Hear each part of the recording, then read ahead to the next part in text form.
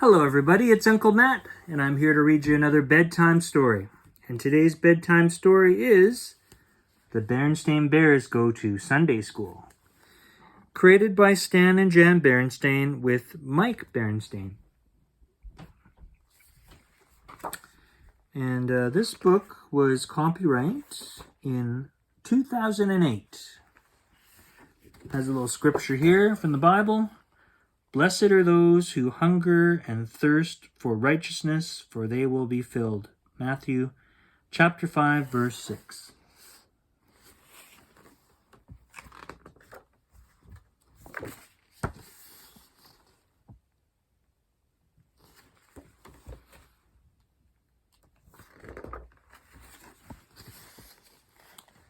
Sunday morning was a busy time in the big tree house down a sunny dirt road deep in bear country. The Bear family had things to do and places to go. Brother had soccer practice at 10:30, and sister had a ballet lesson at 11.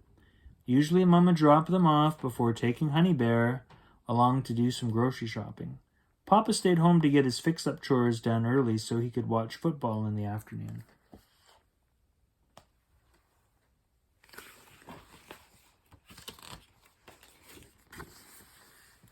But it hadn't always been that way for the Bear family. A few years back, before they've gotten involved with so many activities, the Bear family had gone every Sunday morning to services at the chapel in the woods. Of course, that meant brother and sister went to Sunday school. Mama Bear missed those days. It seemed to her that the family was a lot closer back then. Going to the chapel in the woods was like a kind of glue that held the whole family together.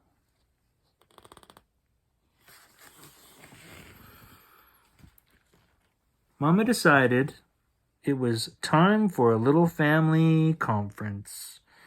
They all gathered in the living room one Saturday night, and she told them what was on her mind.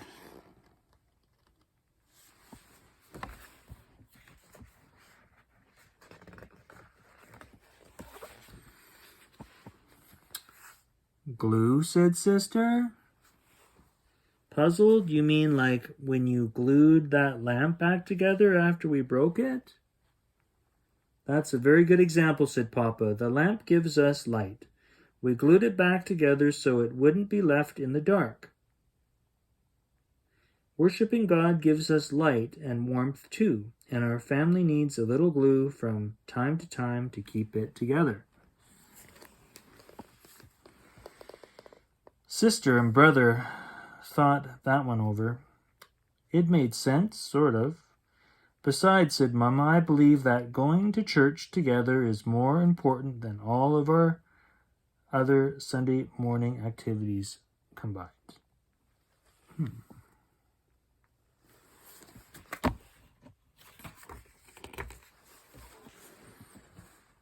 More important than soccer? Gasped brother, shocked. Yes, Mama nodded firmly. Or ballet? Chimed in sister. Yes, but don't get too excited. We'll go to the early service at 8:30. That way you'll have plenty of time to get your soccer and ballet. 8:30 in the morning, cried brother and sister, even more upset. That means we'll have to get up at 7 o'clock on the weekend. Now, said Papa. He prided himself on getting up early. Early to bed and first to get up makes a bear healthy, wealthy, and, how does that go? Sleepy, said brother.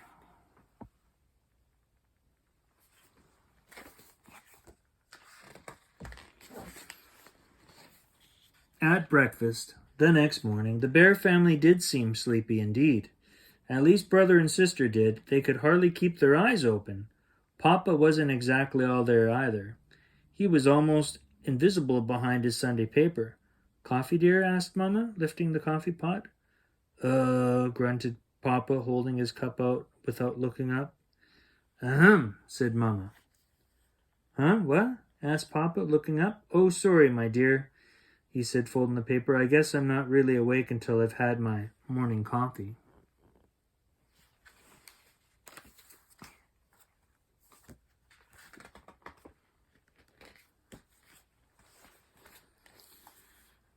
Mamma got her purse and put on her best Sunday hat.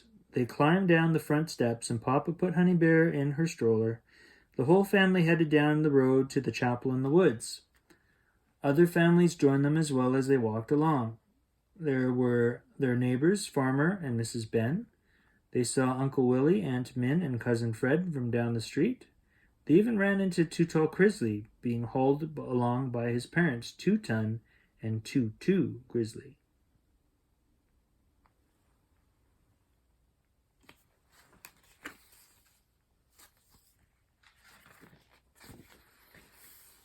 The chapel in the woods was nestled in a pretty little glen down by the creek. On this fresh spring morning, the dogwoods were in bloom. Papa began to hum a tune. Then he started to sing, "Come to the church by the wildwood. Oh, come to the church in the vale." Mama joined in. "No spot is so dear for my childhood," they finished together, "as the little brown church in the vale." "What weird song is that?" asked Sister. "Oh, it's just something we used to sing in the church together when we were children," sighed Mama. "That was a long time ago." "Did you know each other way back then?" asked Brother.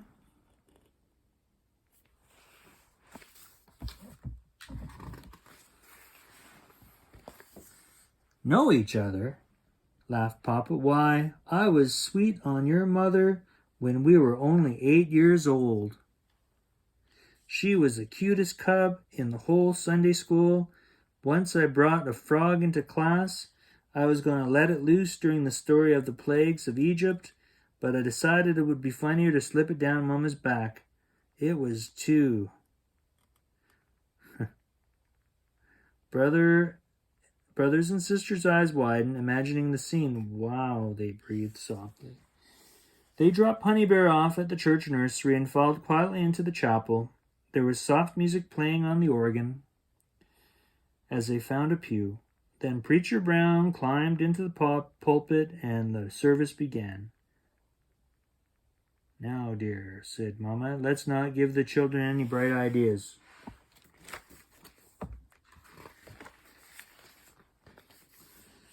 "Welcome, friends," said the preacher. "Let us join together in worship. Let us give thanks for the day the Lord has made." They all rose to sing a hymn. "Come to the church by the wildwood," sang the whole congregation. "Oh, come to the church in the vale." "How about that?" whispered brother to sister. "They're still singing that same old song."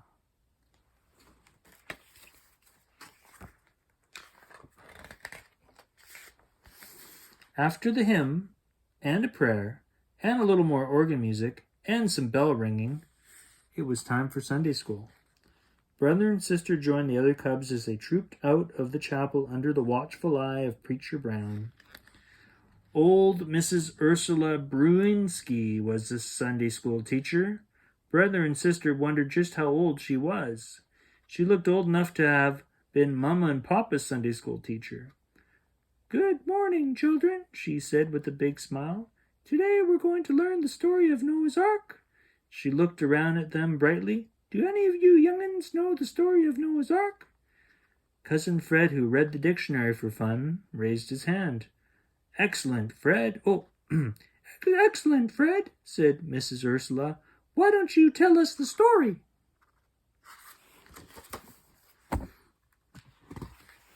So, Cousin Fred told the story of Noah's Ark.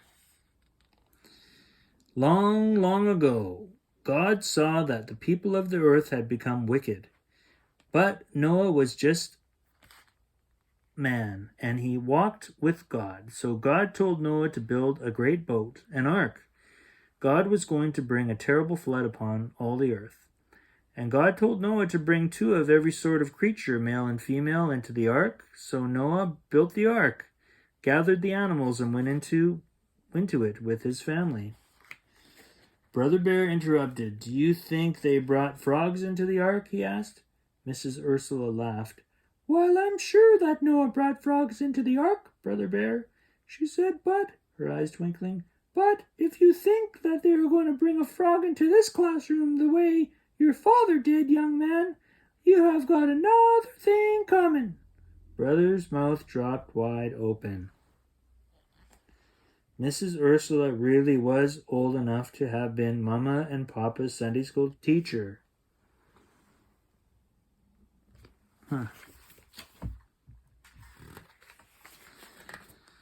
Cousin Fred went on with his story. Then it began to rain. It rained for 40 days and 40 nights. All the earth was covered with the flood, and all living things except those on the ark died. After many months, Noah sent forth a dove. The dove returned and came back carrying an olive leaf. Noah knew that the flood had passed. He let all the animals go. Then God sent a rainbow in the sky and promised Noah that he would never cover all the earth with the waters of a flood again. The cubs all sighed. They were thinking back to the last big thunderstorm they had when the river went up over its banks and washed out the bridge. There had been a beautiful rainbow after that storm, too.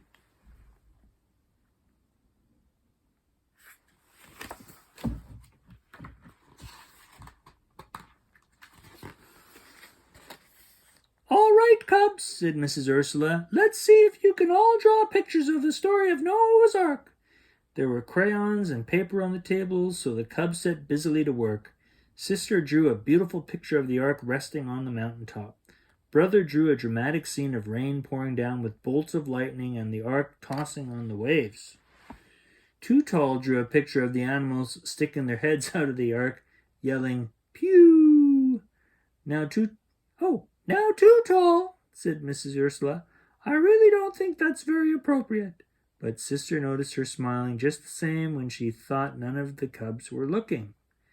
Then Sunday school was over. "Goodbye, cubs," called Mrs. Ursula. "See you all next Sunday."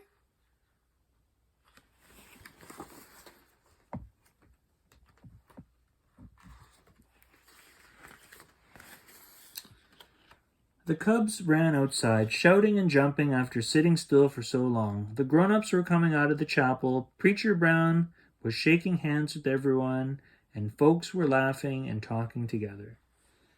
"There," said Mama as they headed for home. "That wasn't too bad, was it?" "No," said Sister. "In fact, it was kind of interesting." "Yes," agreed Brother, running on ahead. "And now soccer, and ballet," added Sister. "And football," said Papa. Mama rolled her eyes. Sister began to hum, then sing softly, "Come to the church by the wildwood, oh, come to the church in the vale." Papa began to sing along in rhythm, "Oh, come, come, come, come."